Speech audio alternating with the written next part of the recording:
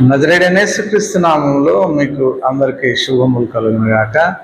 మరి ఈనాటి అంశంగా మనం బైబిల్ గ్రంథంలో ప్రేమల గురించి మనం తెలుసుకుందాం. ఇక్కడ ఇర్మియా గ్రంథము 31వ అధ్యాయము 3వ వచనంలో మనం చూసినట్లయితే, శాశ్వతమైన ప్రేమతో నేను నిన్ను ప్రేమించుచున్నాను గనుక విడివక నీ ఎడల కృప చూపుచున్నాను. ఈ యొక్క వాక్య భాగంలో ఇశ్రాయేలీలను మరి ఎంతగానో దేవుడు ఆయనను విడిచిపెట్టి అన్య దేవతల వైపు, రకరకాలైనటువంటి చెడు త్రోవల వైపు వెళ్ళినప్పుడు మరి దేవుడు వారిని గద్దించాడు. అలాగే చెరకు అప్పచెప్పాడు, వేరొక రాజులకు అప్పచెప్పాడు. ఇదంతా ఎందుకు చేస్తూ ఉన్నాడు అని అంటే, వారు మళ్ళీ దేవుణ్ణి మొరపెట్టినప్పుడు దేవుడు మళ్ళీ వాళ్ళని కనికరించి ఒక ప్రవక్త ద్వారానో లేదా మోషే లాంటి ఒక నాయకుల ద్వారా మరి ఆయన ప్రతిసారి కూడా వారిని రక్షిస్తూ ఉన్నట్లుగా మనం చూస్తాం. అందుకోసమే ఇక్కడ ఇర్మియా చాలా బాధపడుతూ ఉన్నప్పుడు ఇర్మియాతో మరి చెప్పినటువంటి మాటలు, ఈ యొక్క మాటలు 31వ అధ్యాయం మొదటి నుంచి మనం చదివినట్లయితే, యెహోవా వాక్కు ఇదే: ఆ కాలమున నేను ఇశ్రాయేలీ వంశస్థులందరికీ దేవుడినయ్యుందును, వారు నాకు ప్రజలయ్యుందురు. యెహోవా ఈలాగు సెలవిచ్చుచున్నాడు: ఖడ్గమును తప్పించుకునే వారై జనులు అరణ్యములో దయనుందిరి గనుక ఇశ్రాయేలు విశ్రాంతి నొందినట్లు నేను వెళ్ళుదుననుచున్నాడు. చాలా కాలం క్రిందట యెహోవా నాకు ప్రత్యక్షమై ఇట్లా, నేను శాశ్వతమైన ప్రేమతో నేను నిన్ను ప్రేమించుచున్నాను గనుక విడువక నీ ఎడల కృప చూపుచున్నాను అని చెప్పినట్లుగా మనం ఇక్కడ బైబిల్ గ్రంథంలో చూస్తాం. మరి ఆనాటి ఆ యొక్క పాత నిబంధన ప్రజల దగ్గర నుంచి ఇప్పటి వరకు కూడా, అంటే క్రైస్తవులుగా మారిన మనందరినీ బట్టి కూడా దేవుడు ఎంతగానో ప్రేమిస్తున్నట్లుగా మనం బైబిల్ గ్రంథంలో చూస్తాం. మనమైతే రకరకాలైనటువంటి ప్రేమలకు మనం గురి అవుతూ ఉంటాం. అది ఎవరైనా డబ్బిస్తే వారిని ఎక్కువగా ప్రేమిస్తాం, లేదా ఎవరైనా మనకు ఏదైనా సహాయం చేసినప్పుడు వాళ్ళని ప్రేమిస్తాం. ఒకవేళ మళ్ళీ రెండోసారి మనం సహాయం అడిగితే వాళ్ళు సహాయం చేయలేదనుకోండి, వారిని మనం ప్రేమించాం. కానీ దేవుడు అలా కాదు. శాశ్వతమైన ప్రేమతో ఆయన నువ్వు పుట్టి మళ్ళీ చనిపోయే వరకు కూడా నిన్ను ఆయన ప్రేమిస్తున్నాడు.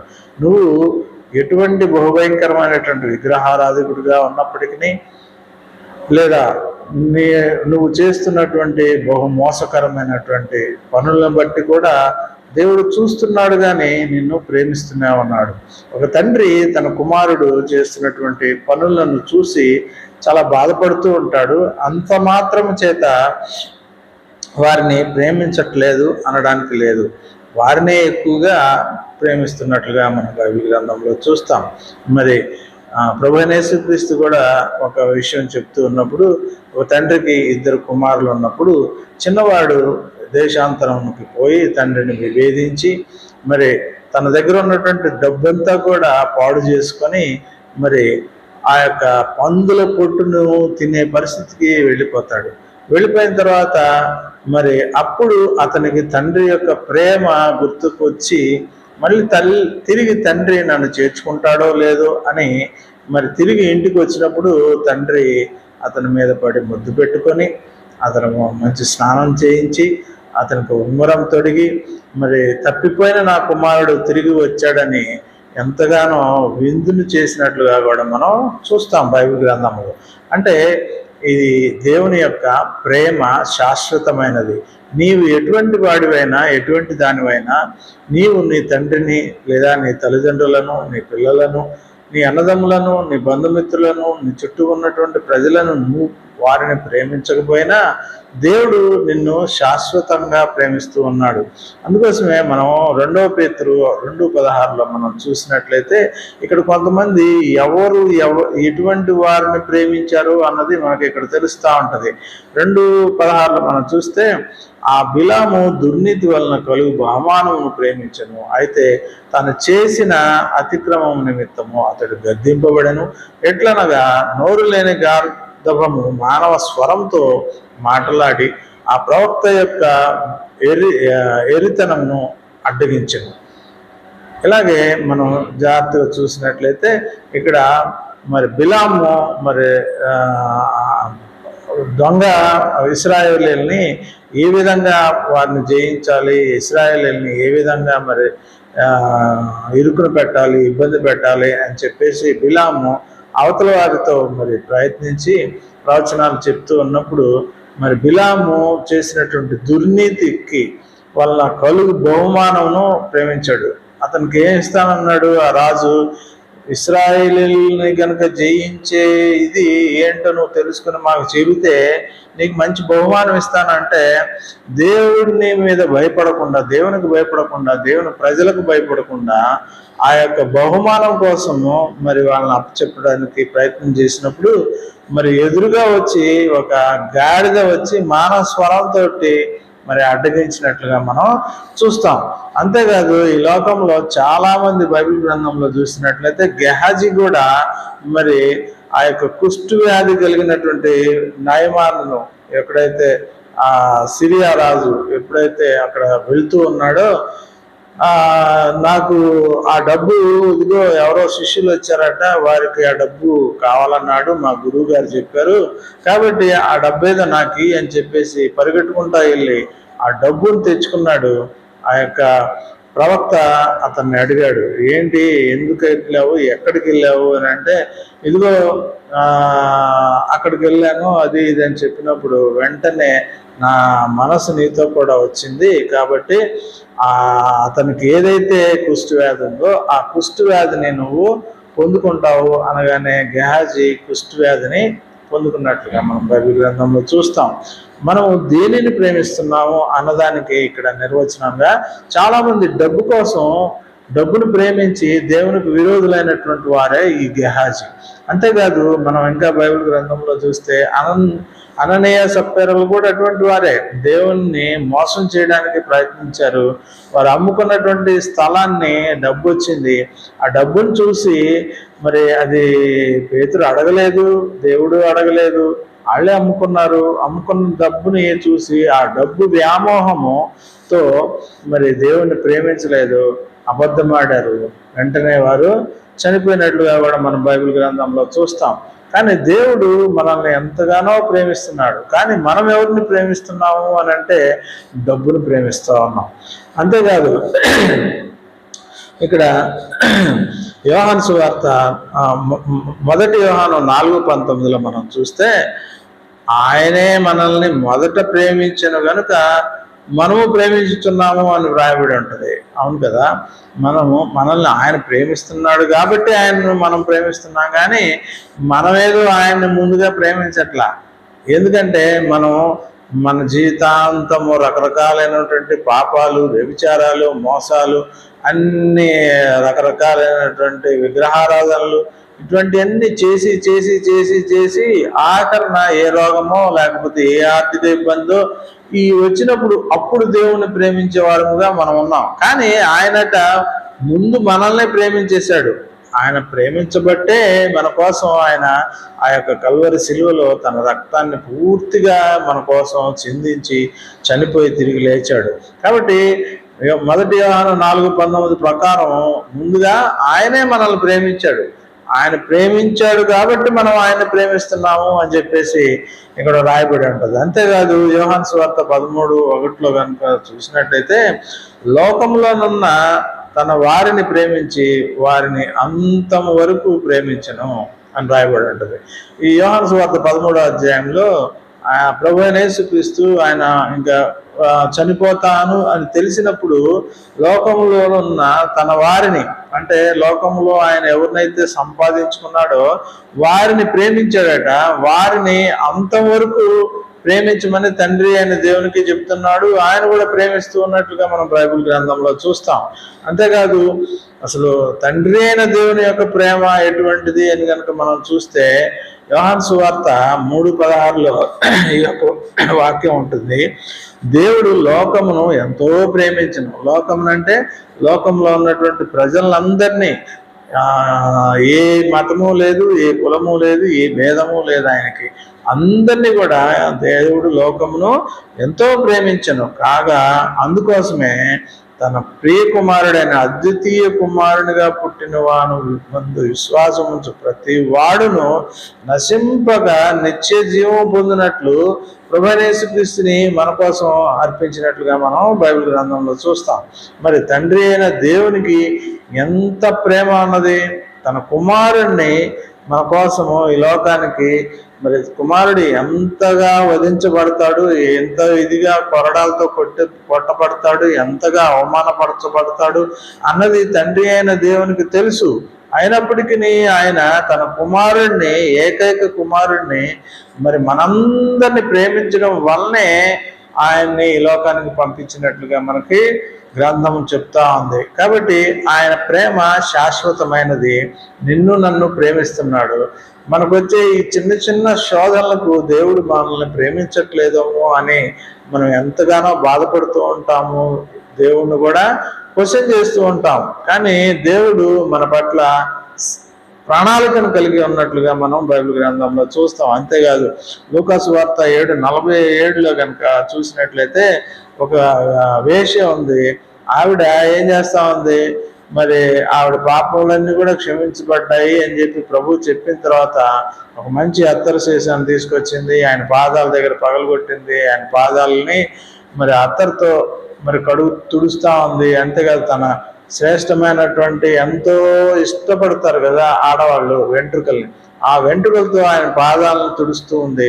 శిష్యులైతే ఎందుకు అంత అత్తరు పగలగొట్టడము, ఎందుకు అంత వేస్ట్ చేసి పేదలకు ఇవ్వచ్చు కదా అని మాట్లాడుతూ ఉన్నప్పుడు మరి ఆ ప్రభువు చెప్తా ఉన్నాడు, ఆమె విస్తారంగా ప్రేమించింది కనుక ఆమె యొక్క విస్తారము పాపములు క్షమించబడినని నీతో చెప్తున్నాను అని అంటాడు.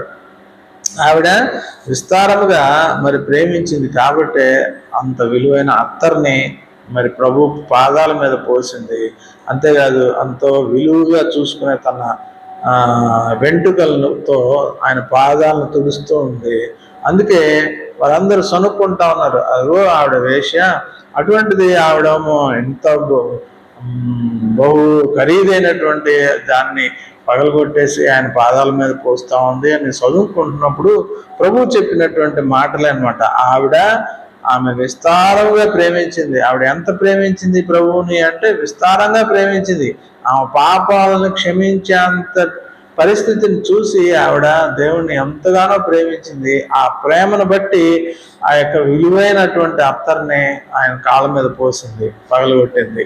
అటువంటి ఆవిడ గురించి ప్రభువు ఏం చెప్తా ఉన్నాడు, ఆమె విస్తారముగా ప్రేమించను గనుక ఆమె యొక్క విస్తారమైన పాపములు క్షమించబడినని మీతో చెబుతున్నాను. ఎవనికి కొంచెముగా క్షమించబడునో వాడు కొంచెముగానే ప్రేమించబడును అని చెప్పినట్లుగా మనం చూస్తాం. మనం ప్రభువుని కనుక కొద్దిగా ప్రేమించామనుకో మనల్ని కూడా ప్రభు కొద్దిగా ప్రేమిస్తాడు. మనం విస్తారంగా కనుక ప్రేమించామనుకో ఆయన కూడా విస్తారంగా మనల్ని ప్రేమిస్తాడు. ఆ యొక్క ప్రేమ ఎటువంటిదంటే ప్రభువుని గురించి నువ్వు సువార్త చెప్పగలగాలి. ప్రభువుని ఎప్పుడైతే నువ్వు ప్రేమిస్తావో ఆయన సువార్త చెప్పగలుగుతావు, ఆయన ఆరాధించగలుగుతావు, ఆయన చెప్పిన మాటలను ధ్యానించగలుగుతావు. అలాగే ఇతరుల పట్ల ఆయన ప్రేమను చూపిస్తావు. ఇతరుల పట్ల మరి ఆయన యొక్క ప్రేమను గూర్చిన సువార్తను నువ్వు ప్రకటించగలుగుతావు. మరి ఇవన్నీ నువ్వు గనక ఎప్పుడు చేయగలవు అని అంటే నువ్వు ప్రభువును ప్రేమించినప్పుడు మాత్రమే నువ్వు ఇవన్నీ చేయగలవు. మనం ఎప్పుడైతే దేవుణ్ణి ప్రేమిస్తామో ఇవన్నీ మనలో నుంచి వస్తాయి. వాటిని బట్టి దేవుడు కూడా మనల్ని ఎంతగానో ప్రేమిస్తాడని వాక్యం సెలవిస్తూ ఉంది. అంతేకాదు మనం ఇక్కడ ఇంకా కొంతమందిని కనుక పాత నిబంధనలో మరి చూసినట్లయితే ఎస్తేరుని మనం చూస్తాం. ఈ యొక్క ఎస్తేరు మరి దేవుని మీద ఆధారపడింది. తన యూదులందరినీ కూడా రక్షించుకోవడానికి ఆవిడ ఉపవాసం ఉండి మరి దేవుని దగ్గర మొర్రపెట్టింది. అంతగా మొర్రపెట్టి ఆవిడ సిద్ధపడింది. ఆ సిద్ధపడి వీళ్ళందరినీ చెరకు తీసుకుని వెళ్తారు. ఆ చెరలో ఉన్నప్పుడు ఎస్తేరు ప్రార్థన చేస్తుంది. మరి చేసినప్పుడు ఎస్తేరు ఎంతో సౌందర్యగలమైనటువంటి స్త్రీగా మరి అక్కడ కనపడి స్త్రీలందరిలో కంటే ఎస్తేరు 2:17 మనం చదివితే అర్థమవుతుంది. స్త్రీలందరికంటే రాజు ఎస్తేరును ప్రేమించెను. కన్యలందరికంటే ఆమె అతని వలన దయాదాక్షిణ్యం పొందెను.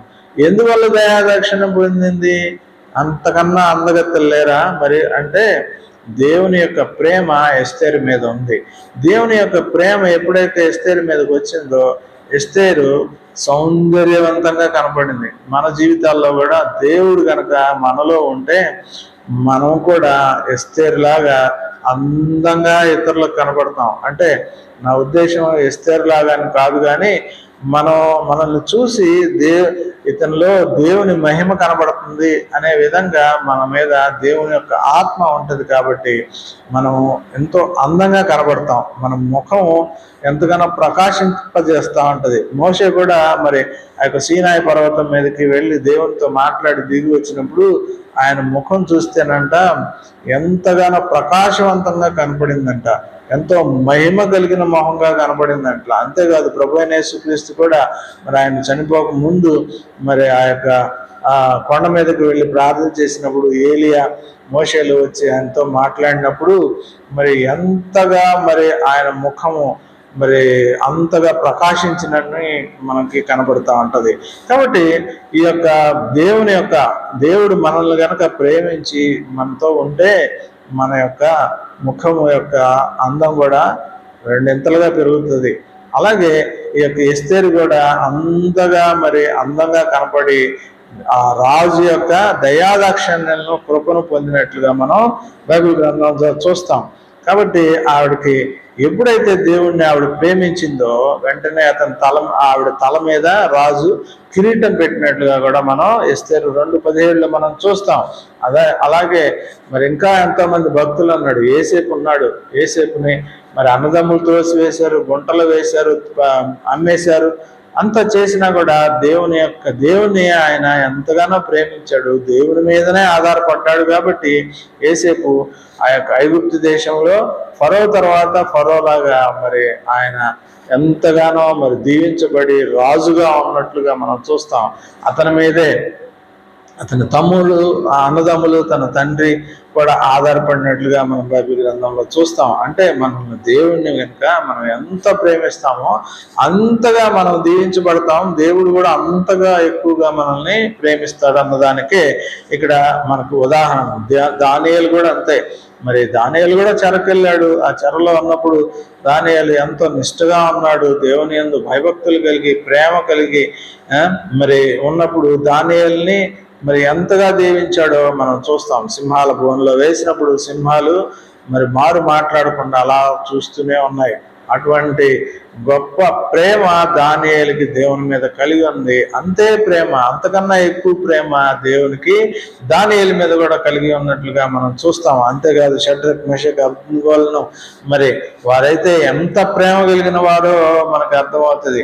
నీవు మమ్మల్ని మంటల్లో వేసినా పర్వాలేదు, ఒకవేళ కాలిపోయి చనిపోయినా పర్వాలేదు, మా దేవుడిని తప్ప మేము వేరొక దీనికి మేము మొక్కము అని చెప్పేసి ఖచ్చితంగా చెప్పారు.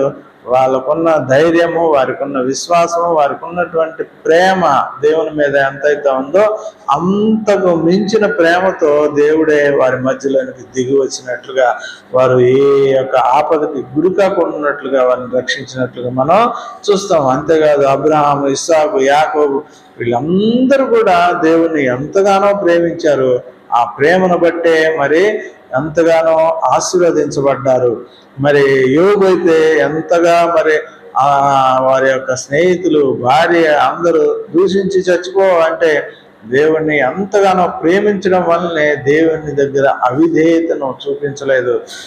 ఆఖరి వరకు కూడా అలాగే నిలబడ్డాడు. కాబట్టి యోబుకి ఉన్నటువంటి ఆస్తికి రెండంతలుగా మరి దేవుడు మళ్ళీ దీవించినట్లుగా మనం బైబిల్ గ్రంథంలో చూస్తాం. కాబట్టి మనం ఎంత ప్రేమిస్తున్నాము అన్నది మనం ఒకసారి ఆలోచించుకోవాల్సినటువంటి అవసరత ఎంతగానో ఉంది. కాబట్టి మనం ఎంతగా దేవుణ్ణి ప్రేమిస్తామో అంతే దీవెనలు, అంతే ప్రేమ మనకి తిరిగి వస్తుందని మనకి ఇక్కడ బైబిల్ గ్రంథం చెప్తా ఉంది. అంతేకాదు మనం ఆదికాండం 25-28లో కనుక మనం చూస్తే ఇస్సాకట ఏశావును ప్రేమించాడట. దేనికి ప్రేమించాడు అని అంటే, ఈ ఏశావు ఏం చేస్తా ఉంటాడు, ఈ యొక్క అడవిలోకి వెళ్ళేసి మంచి వేటాడి ఆ యొక్క మాంసాన్ని ఇస్సాకు తెచ్చి పెడుతూ ఉండేవాడు వృద్ధాప్యంలో ఉన్నప్పుడు. కాబట్టి ఈ ఇస్సాకున్నట మరి ఏశావుని ఇస్సాకు ప్రేమించాడు. దేన్ని బట్టి? ఆ యొక్క వేట మాంసాన్ని రోజు పెడుతున్నాడు అని చెప్పేసి ఏశావుని ప్రేమించినట్లుగా చూస్తాం. కానీ రెబెకా ఎవరిని ప్రేమించింది? యాకోబును ప్రేమించినట్టుగా మనం బైబిల్ గ్రంథంలో చూస్తాం. ఎందుకని?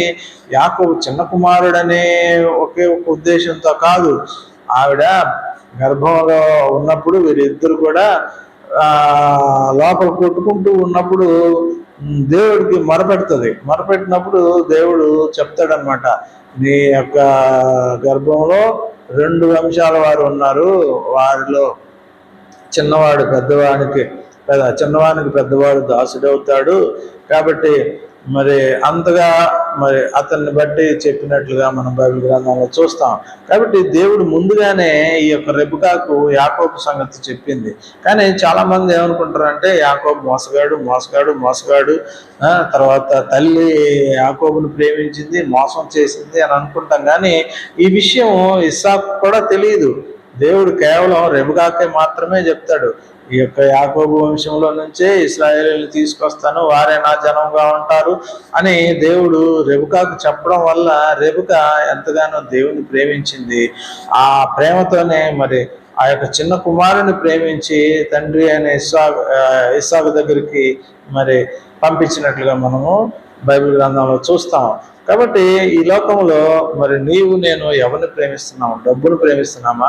డబ్బును కనుక ప్రేమిస్తే ఆ యొక్క గెహాజీ లాగా కుష్ఠరోగాన్ని తెచ్చుకుంటామేమో. కేవలం కుష్ఠరోగం అనే కాదు, కానీ ఈ లోకంలో చాలా రోగాలు ఉన్నాయి. ఆ రోగాలన్నీ కూడా మనల్ని ఆవరిస్తాయి. నీ డబ్బు ఆ రోగాలకే సరిపోతుంది.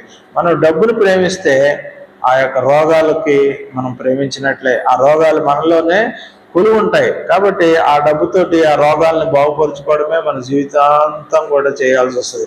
అదే కనుక దేవుని ప్రేమిస్తే, ఆ యొక్క దేవుని బిడ్డలైనటువంటి పేదలను కనుక నువ్వు ప్రేమిస్తే, దేవుని యొక్క ప్రేమ శాశ్వతమైనది నీ మీద ఉంటుంది. తప్పనిసరిగా నీకు ఏ రోగము నిన్ను శాసించలేదు, నిన్ను ఏమీ చేయలేదు. నువ్వు డబ్బును ప్రేమించినట్లయితే రోగం తప్పనిసరిగా వస్తుంది. ఒకరోజు నా డబ్బు అనేది శాశ్వతమైనది కానే కాదు, ఎంత బహుభయంకరమైనది డబ్బు అంటే మనల్ని నరకాగ్నికి తీసుకెళ్లేది కూడా అదే. మరి ప్రభువే చెప్తాడు కదా, ధనవంతుడు సూది బెజ్జంలో ఒంటి దూరడం సులువేమో కానీ ధనవంతుడు పరలోక రాజ్యంలో ప్రవేశించడం అనేది అసంభవం అని చెప్తాడు, దుర్లభం అని చెప్తాడు. కాబట్టి మనం దేనిని ప్రేమిస్తున్నాము అన్నది కూడా మనం తెలుసుకోవాలి. ఈ రోజుల్లో యవనస్తులు ఉన్నారు. ఈ యవనస్తులందరూ కూడా, ఒకప్పుడు నేను కూడా అటువంటి వాడినే, కానీ మరి ఈ యవనస్తులు ఎలాంటి వారంటే, మగపిల్లలు అయితే ఆడపిల్లలు అయితే మగపిల్లల్ని ప్రేమిస్తూ వారి హృదయాల్లో దేవుని కన్నా మొదటి స్థానం ఎవరికి ఇస్తున్నారు? అమ్మాయి అయితే అబ్బాయికి ఇస్తున్నాడు, అబ్బాయి అయితే అమ్మాయికి ఇస్తున్నాడు. వీరు దేవుని దగ్గరికే వెళ్ళి ఏమని చెప్తారు? ప్రభువా, నాకు ఆ అమ్మాయిని చేసుకోవాలని ఉంది, ఆ అమ్మాయినే నాకు ఇవ్వు అంటే, నువ్వు దేవుని ప్రేమిస్తున్నావా లేకపోతే ఆ అమ్మాయిని ప్రేమిస్తున్నావా? ఆ అమ్మాయి అయితే మరి ఆ అబ్బాయిని ప్రేమిస్తున్నావా, దేవుని ప్రేమిస్తున్నావా? మీరు మీ యొక్క ఎవరైతే మీరు ప్రేమించినటువంటి వ్యక్తులు ఉన్నారో వారిని ప్రేమిస్తూ ఉన్నంత కాలము మీరు దేవుణ్ణి ప్రేమించట్లేదు అన్నదే నిజం. కాబట్టి వారిని అడిగితే ఏం చెప్తారంటే, నేను ఇష్టపడుతున్నాను కాబట్టి వారినే చేసుకుంటాను అంటే, నీ హృదయం అంతా కూడా వారే నిండిపోయి ఉన్నారు. కాబట్టి నీ హృదయంలోనికి దేవునికి ఎక్కడ చోటు ఉన్నది? కాబట్టి నువ్వు ప్రేమించే ఆ ప్రేమ శాశ్వతమైనది కాదు. దేవుణ్ణి ప్రేమిస్తే అప్పుడు నీకు ఎటువంటి భార్య కావాలి, నీకు ఎటువంటి భర్త కావాలి అని దేవుడు నిర్ణయిస్తాడు. అంతేగాని నువ్వు ముందుగానే నీకు నచ్చిన అమ్మాయిని వారి యొక్క అందాన్ని బట్టో వారి యొక్క డబ్బును బట్టో నువ్వు గనక వారిని ప్రేమిస్తే తప్పనిసరిగా దేవుడు నీ జీవితంలో ఎటువంటి కార్యము చేయలేడు. ఎందుకంటే నీ హృదయంలో దేవుడు లేడు, దేవుని యొక్క ప్రేమ లేదు. దేవుని యొక్క ప్రేమ నీలో లేకపోతే నువ్వు ప్రేమించిన అమ్మాయి, నువ్వు ప్రేమించిన అబ్బాయిని నువ్వు ఇష్టపడుతూ ఉన్నప్పుడు దేవుడు నీకు ఎటువంటి సహాయం చేయలేడు. ప్రేమిస్తాడు, కానీ ఆయన ప్రేమ శాశ్వతమైనది. ఆయన ప్రేమ ఎటువంటిదంటే, నువ్వు ఆయన్ని ప్రేమిస్తే ఆయన నిన్ను ప్రేమిస్తాడు, నువ్వు ఆయన్ని ప్రేమిస్తే ఆయన నిత్యము ప్రేమించే దేవుడుగా ఉన్నాడు. నువ్వు గనక ఆయన్ని ప్రేమిస్తే నీ జీవితంలో నీకు ఏం కావాలో, నీ అవసరతలు ఏంటో ఆయన ఎరిగి ఉన్నాడు. కాబట్టి అవన్నీ కూడా నీకు దయచేయడానికి ఆయన ఇష్టపడతా ఉన్నాడు. కాబట్టి అందుకోసమే ఇశ్రాయేలు ఎంత తప్పు చేసి ఎన్ని భయంకరమైనటువంటి పాపాలు, ఎటువంటి బహుభయంకరమైనటువంటి ఇవన్నీ చేసినా కూడా ఆయన ఏం చేస్తా ఉన్నాడు, ఈ యొక్క ప్రేమ అనేది శాశ్వతంగా ఉంటుంది, నా ప్రేమ అనేది ఎప్పుడు ఉంటుంది అని, నేను విడువను ఎడబాయను, కృప చూపిస్తాను అని చెప్పేసి మరి ఇర్మియా ద్వారా ఇశ్రాయేలీయులకు చెప్పినట్టు మనం చూస్తాం. అదేవిధంగా ప్రభువైన యేసుక్రీస్తు కూడా మరి ఈ లోకంలో ప్రేమను గురించి ఎంతగానో వివరించాడు. ప్రేమ శాశ్వతమైనది. ఆయన ప్రేమ ఎంతగా ప్రేమించాడంటే, అక్కడ మరి లాజరు చనిపోయినప్పుడు ఆ యొక్క లాజర్ని బట్టి ఆ యొక్క ఇద్దరు స్త్రీలు మరియా మార్తల్ని కూడా మరి ప్రేమించాడు. కాబట్టి ఆ యొక్క లాజర్ని కూడా ప్రేమించినట్లుగా కూడా మనం చూస్తాం. అందుకోసమే లాజర్ని కూడా లేపినట్లుగా మనం చూస్తాం. అంతేకాదు 1 కొరింథీ 13:8 చూస్తే ప్రేమ శాశ్వత కాలమును, ప్రవచనాలు, భాషలు, జ్ఞానము ఇవన్నీ ఆగిపోతాయేమో కానీ ప్రేమ మాత్రం నిలిచే ఉంటుందట. మరి అటువంటి ప్రేమ ఎవరిలోనైనా ప్రవచనాలన్నీ ఆగిపోవచ్చు, లేదంటే ఈ యొక్క భాషలతో మాట్లాడుతూ ఉంటారు కదా కొంతమంది, ఆ భాషలన్నా ఆగిపోవచ్చు, జ్ఞానమైనా ఆగిపోవచ్చు, కానీ ప్రేమ మాత్రం శాశ్వత కాలం ఉంటుంది అని చెప్పి ఈ యొక్క 1 కొరింథీ 13:8 మనం చూస్తాం. అదేవిధంగా ఆఖరిగా మనం 1 కొరింథీ 13 ఒకసారి చూసి దాని తర్వాత మనం ముగించుకుందాం. 1 కొరింథీ 13 అధ్యాయం 1 కొరింథీ 13 అధ్యాయము ఇక్కడ చూసినట్లయితే 3వ వచనం దగ్గర నుంచి 4వ వచనం నుంచి చదువుదాం. ప్రేమ ఇక్కడ 3వ వచనం నుంచి మనం చూద్దాము. బీదల పోషణ కొరకు నా ఆస్తి అంతా ఇచ్చినను, కాల్చబడుటకు నా శరీరం అప్పగించినను, ప్రేమ లేని వాడనైతే నాకు ప్రయోజనమేమీ లేదు అని చెప్తా ఉన్నాడు. ఇక్కడ మరి బీదల పోషణకు నా ఆస్తి అంత ఇచ్చిన, కాల్చబడుటకు నా శరీరం అప్పగించిన, ప్రేమ లేని వాడనైతే ఏమంటున్నాడు, ప్రయోజనమేమీ లేదు అని చెప్పేసి అంటా ఉన్నాడు. 13వ అధ్యాయం అంతా కూడా ఈ మాటలే వ్రాయబడ్డాడు. మనుషుల భాషలతోనూ దేవదూతల భాషలతోనూ నేను మాట్లాడినను, ప్రేమ లేని వాడనైతే మృగడి కంచును గణగణలాడు తాళమునై ఉందును. ప్రవచించు కృపావరము కలిగి మర్మములన్నీ జ్ఞానవంతము ఎరిగిన వాడనైనను, కొండలను పెకిలింపగల పరిపూర్ణ విశ్వాసం గలవాడనైనను, ప్రేమ లేని వాడనైతే నేను వ్యర్థుడను అని చెప్తా ఉన్నాడు. అంతేకాదు మరి 4వ వచనం చూస్తే ప్రేమ దీర్ఘకాలం ఉంటుందట, ప్రేమట సహిస్తుందట, దయ చూపిస్తుందట, ప్రేమ మత్సరపడదట, ప్రేమ డంబముగా మాట్లాడదట.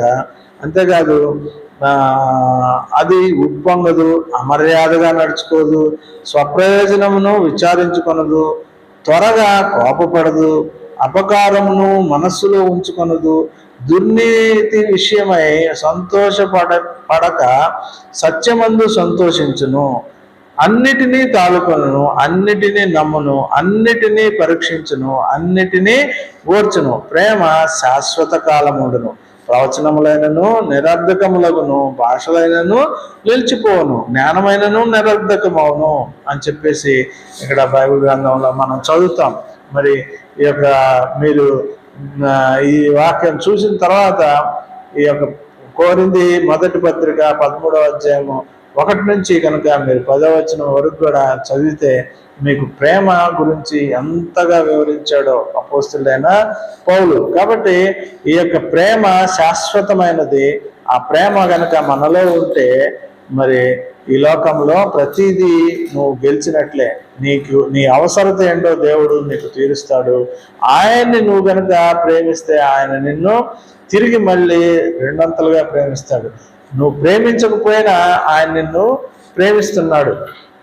మనము ఆయన ప్రేమించామని కాదు, కానీ ఆయనే మొదట మనల్ని ప్రేమించడని 1 యోహాను 4:19లో చెప్పినట్లుగా మనం మన దేవుడైన మన తండ్రి అయిన దేవుణ్ణి, మరి అలాగే కుమారుడైన ప్రభువైన యేసుక్రీస్తుని కూడా మనం ప్రేమించబద్దులమైన. మన యొక్క ప్రేమ అనేది ఎలా తెలుస్తుంది అని మనం ఎవరినైనా అడిగితే మన ప్రేమను ఎలా తెలుసుకోగలం? మనం ఇతరుల పట్ల చూపించే ప్రేమను బట్టే మనకు దేవుడి మీద ప్రేమ ఉన్నదా లేదా అన్నది మనకి అర్థమవుతుంది. మనం ఇతరులను ప్రేమించలేనప్పుడు మన యొక్క ప్రేమ ఉట్టిదే. దేవుని కూడా మనము ప్రేమించట్లేదనే అర్థం. మనం ఎంత వేషం మార్చి, మనం ఎంతగా దేవుని దగ్గరికి వచ్చి మందిరంలో పాటలు పాడుతూ ఏదో చేసినా కూడా అది దేవుడు మనల్ని చూస్తూ ఉంటాడు. అది ప్రేమ కాదు. దేవుని ప్రేమించిన వాడు చుట్టూ ఉన్నటువంటి మనుషులను కూడా ప్రేమిస్తాడు. నిన్ను నువ్వు ప్రేమించుకుంటావు, అలాగే మరి అందరిని కూడా ప్రేమిస్తావు. వారి పట్ల నువ్వు కనికరం కలిగి ఉంటావు, వారి పట్ల ప్రార్థన చేస్తావు. ఇవన్నీ కూడా మరి చేసినప్పుడు దేవుడు నిన్ను దీవిస్తాడు. ఎప్పుడైతే నువ్వు దేవుని ప్రేమిస్తావో దేవుడు నిన్ను దీవించడానికి కూడా సిద్ధంగా ఉంటాడు. కాబట్టి ఈ వాక్యం ద్వారా మనం నేర్చుకోవాల్సింది ఏంటంటే ప్రేమ శాశ్వతమైనది. ప్రేమ మనల్ని దేవుడు ఎంతగానో ప్రేమిస్తున్నాడు అని కనుక మనం తెలుసుకోగలిగితే ఈ లోకంలో సమస్తము సాధ్యమవుతుంది. కాబట్టి ప్రభునందు ప్రేమైనటువంటి సహోదరి సహోదరుడా, ఈరోజు నుంచి మనము దేవుని ప్రేమిస్తున్నామో లేదో అన్నది మనల్ని మనం పరీక్షించుకున్నప్పుడు ఆ యొక్క ప్రేమ అనేది మనం దేవుని ప్రేమిస్తున్నామో లేదో అనేది మనకు తెలుస్తుంది. ఎప్పుడైతే నువ్వు దేవుని ప్రేమిస్తావో దేవుడు నిన్ను ప్రేమిస్తాడు. నీకు ఎటువంటి సమస్య లేదు, ఎటువంటి బాధ, రోగము ఏమి కూడా నీ జీవితంలోనికి రావు. కాబట్టి శాశ్వతమైన ప్రేమతో ఆయన నిన్ను ప్రేమిస్తున్నాడు. కాబట్టి మనం కూడా అంతే ప్రేమతో దేవుణ్ణి ప్రేమించబద్దులమై ఉన్నాం. కాబట్టి ఎప్పుడైతే నువ్వు దేవుని ప్రేమిస్తావో దేవుని గురించి నువ్వు స్వార్థను ప్రకటించగలుగుతావు. ఈ రోజున ఎవరినైనా మనం ప్రేమిస్తే, మన ఇంట్లో మన పిల్లల్ని ప్రేమించాం అనుకోండి, వేరే వాళ్ళు వస్తే ఏం చెప్తాం?